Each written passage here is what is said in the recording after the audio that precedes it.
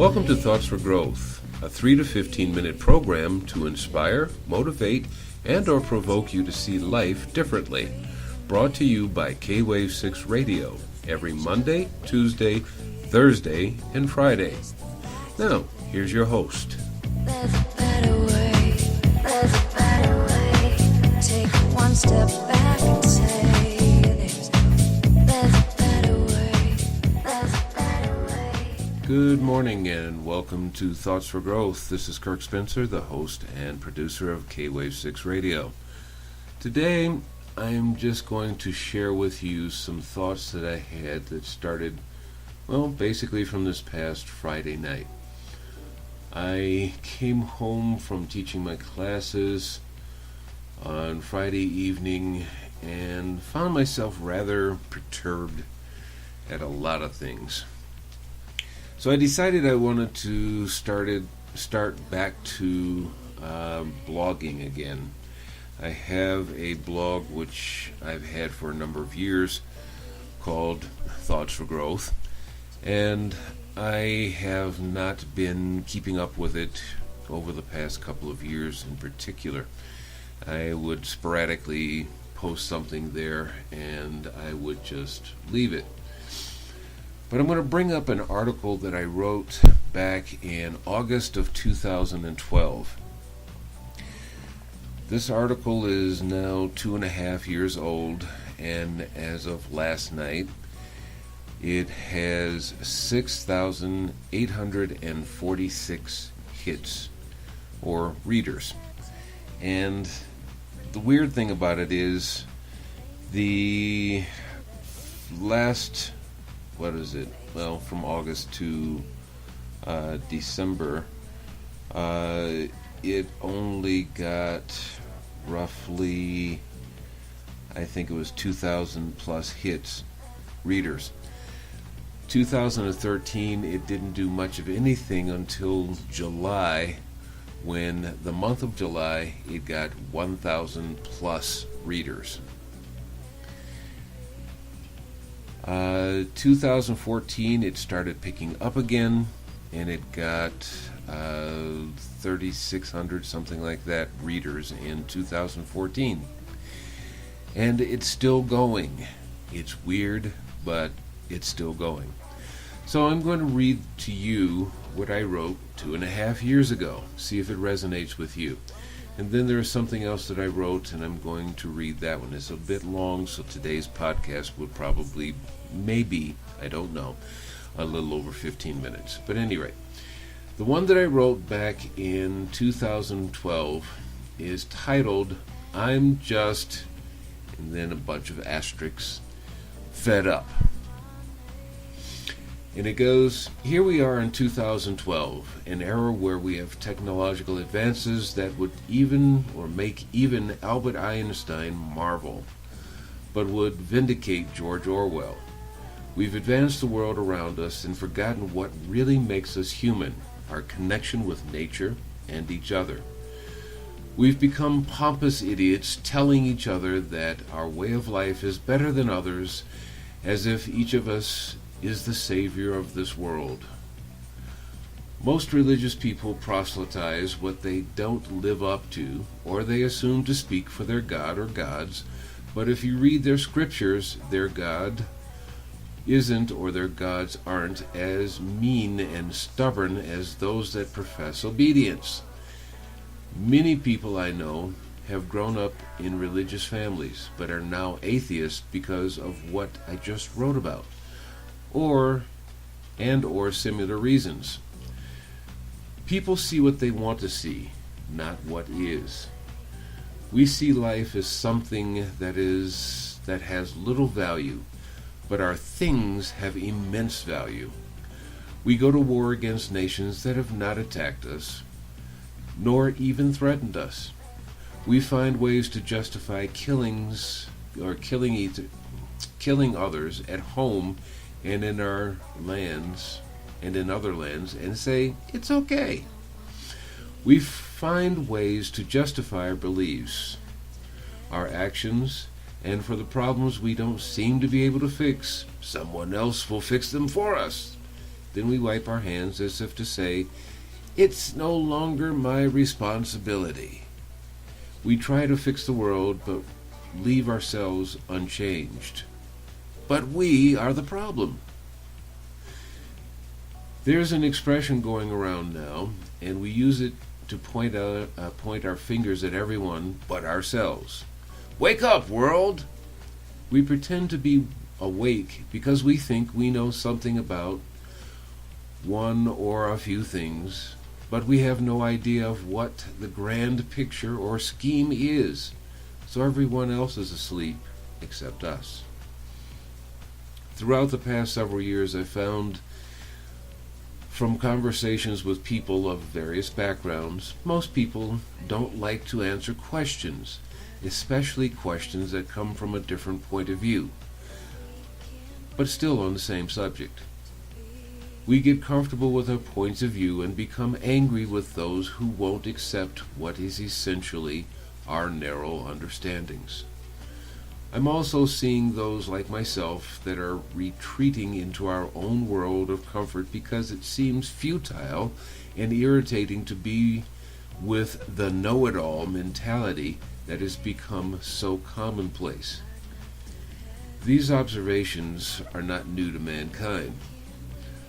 I'll share some of this next week, but for now, I hope it's my constant hope, my desire, and the purpose of this blog to get you, the reader, to rethink your views, what you accept as real, of what others tell you is right or correct, to challenge your knowledge against your intuition, and come to the point in your life where you say to yourself, "This isn't right. There is a better way." Then change your life accordingly. First for you, then help others to do the same. I don't mean go out and proselytize. Just help those that you see wandering aimlessly and those who are seeking to understand what is, not the propaganda. Remember, we're all connected. Our DNA is the same as everything and everyone of this planet. When we have too much or too little of something, whether it be foods, water, bacteria, viruses, etc., is when we experience our imbalances. Help restore our balance and see, better yet, experience what still is, but mostly forgotten, equilibrium. Have a wonderful, it says here, weekend. Now, what I wrote this past weekend, I guess I'm kind of in that mood for just being pissed off. Because the title of this one is called, "What the hell is the matter with you?" And this one reads a little bit longer, and I'm going to encourage you to actually read these blogs because there are pictures and there are videos. This last one that I'm about to read, there is a video that comes at the end of the blog, and it's not mine, but what is said in this particular video actually goes very well with this, but I'll get to that when I get to the end of the blog here. It reads, "The world is going the way of an old expression, going to hell in a handbag. And you aren't doing a thing besides watching it happen. What is wrong with you? There is civil unrest in your communities. There are wars being waged almost everywhere in the world. There are rumors of wars to come, yet you do nothing but watch. Do you really think this will just go away, or do you think this will just get better on its own?" A friend of mine and I have discussed from time to time a topic we call "Everything is as it should be." This is to say, no matter what we do, these events will happen anyway, and for us to interfere is to be meddling. Other friends and I have similar discussions and come to the thought that we are not merely observers here. We are born on this planet, so it's our home. We not only have the right to want better for ourselves, but it's our obligation for ourselves and for everyone else as well. I see, in probably my limited vision of what our problems are, a few basic reasons for our current mess. Point 1. We've become the preeminent consumers. If something is available to be purchased, we've got to have it. There's no thought about need, just want.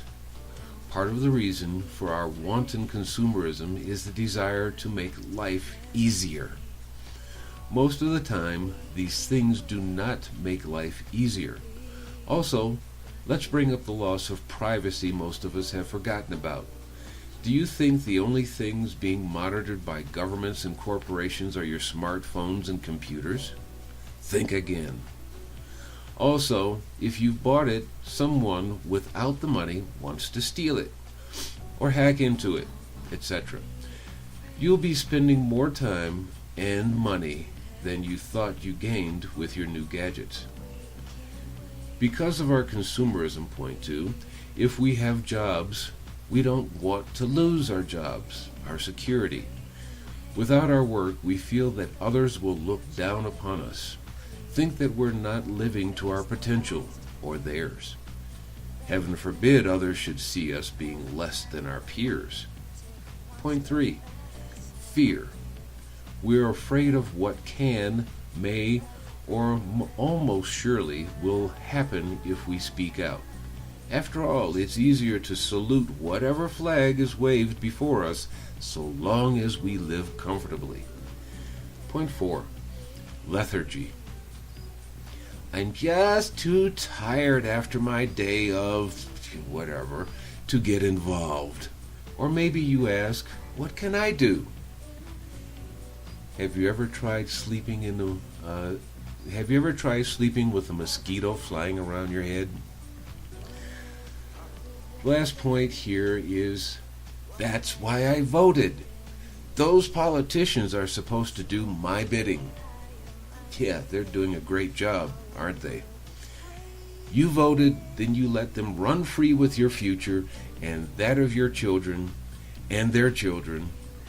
Yeah, you're the smart one, aren't you? Well, by the time I got here, I forgot the other descriptive sentences I thought of, but as you can easily see, the above are some of the reasons, or if we're to be honest, the excuses we give and or have heard for not being involved in our future. What's really being stated in the above is your own immediate self-interest is more important than the future, yours or even that of future generations. As long as you have yours or have the possibility of getting yours, to hell with everything and anyone else, right? That brings me to entitlement, a rather short topic. As long as you have yours and those above you and below you leave you alone, you're comfortable with your gains, no matter how you got them. You want what others have, whether materially or otherwise. Those less fortunate than you? Well, those poor people. I hope someone helps them. End of subject.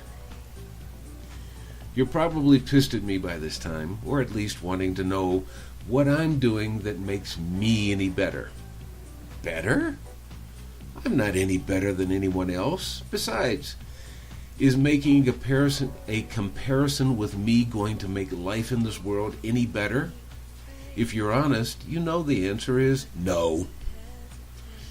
I have friends that concentrate most of their time in working within governments to get them back on the track the forefathers instituted.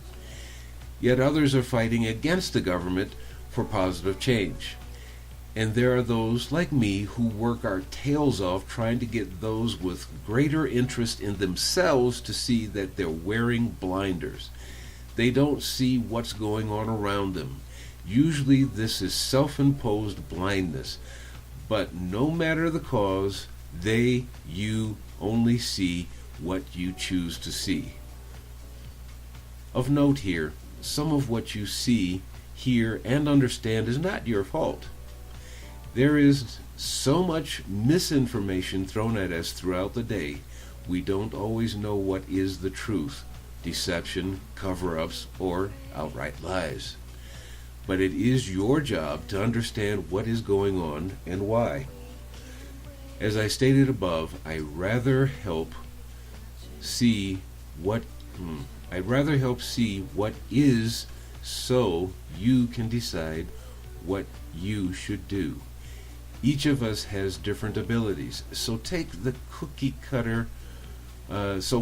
cookie cutter way of working together? Every action starts with a thought. No thought, no action. If you're one who lives in the USA, this applies mostly to and for you. If you live in another country and you have a similar constitution, you probably should check into the following. U.S. Constitution, just on 2 points. Seventh Amendment. The Seventh Amendment continues a practice from English common law of distinguishing civil claims which must be tried before a jury, absent waiver by the parties, from claims and issues may be heard by a judge alone. It only governs federal civil courts and has no application to civil courts set up by the states, when those courts are hearing only disputes of state law. Amendment 7 suits at common law where the value in controversy shall exceed $20, the right of trial by jury shall be preserved, and no fact tried by a jury shall be otherwise re-examined in a court of the United States than according to the rules of the common law. 10th Amendment. The 10th Amendment helps to define the concept of federalism, the relationship between federal and state governments.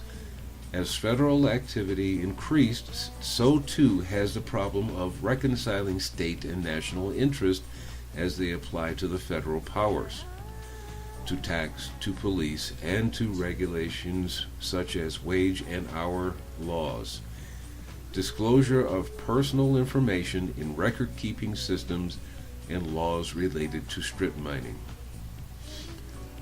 The powers not delegated to the United States by the Constitution nor prohibited by it to the states are reserved to the states respectively or to the people. There are links to this that came from the law library at Cornell University. Before I come to the end, allow me to share something you may or may not have heard or read about recently. The following comes from the title of this article. I did a copy and paste for the link, and it didn't really describe it. But the title of it is called Google Chairman Eric Schmidt, The Internet Will Disappear. My thoughts on this is, if you enjoy your privacy, the future is bleak. To have access to all that technology means that every device has to know who you are, wherever you go. If my assumption is correct, how are you going to live in tomorrow world? What the article is now, I'm just giving you an idea real quick. The article is telling you that the internet's going to fade away because what you're going to be able to do is walk in to any place in the future, and I would assume this would be cities and suburbs, and every device in this place will know you by just your presence. Now, whether or not that's talking about with an RFID chip inserted into your body someplace, or whatever they're going to use, you know darn well you're going to have something that identifies you, so if there is a charge to be made, it can do it automatically. But read the article, you figure it out for yourself. Continuing on, these two last points are very interrelated. This is the picture of Nazi Germany, and there's a guy standing in the crowd with his arms crossed across his chest while everybody else is saluting. Everybody's seen this picture, or at least most people have. But the picture's here in the blog. It says, most everyone has seen this photo, but probably like me, I didn't know the story behind it. Before I introduce you to the story, allow me to point out there are others in this photo that are not saluting, such as the officer in the bottom center of the photo. He appears to be looking at the cameraman. The officers in the front row are not saluting either, and there may be a couple of others as well. What really makes August Landmeser, that's his name, stand out is the fact that he has his arms folded as if to say, I'm not even thinking about saluting this twit. And click the link so you can read the whole story. Now to close with a video. And this is something that kind of hits home to most of us, if not all of us. Many of us that aren't Muslim have serious concerns about our future, no matter what country you live in. The following video answers a lot of questions, not only that of Islam and its potential threat to the whole of humanity, but to what the whole article is about, this article. What the hell is the matter with you? The question is asked by a Muslim student. What about the peaceful Muslims? Listen to the reply that is given to the student. I hope you the best in whatever you decide to do, and I hope you're ready for the future, whatever it brings. And with that, I do wish you a wonderful week, and I hope you're intrigued enough to at least read these. To find the links to these blog posts, you'll be able to find them in the K-Wave 6 Radio blog titled, What's New? And I do wish you a wonderful week. Take care and be well.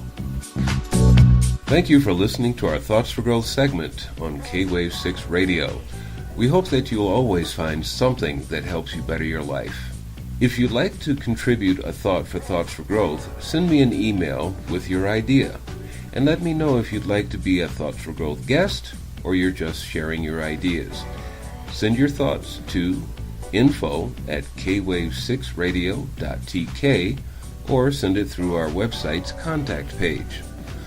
Also, keep up with us at K-Wave 6 Radio at www.kwave6, that's the number 6, radio.tk. Again, that's kwave6radio.tk. Or if you prefer, www.kwave6radio.weebly.com. And as always, all the best.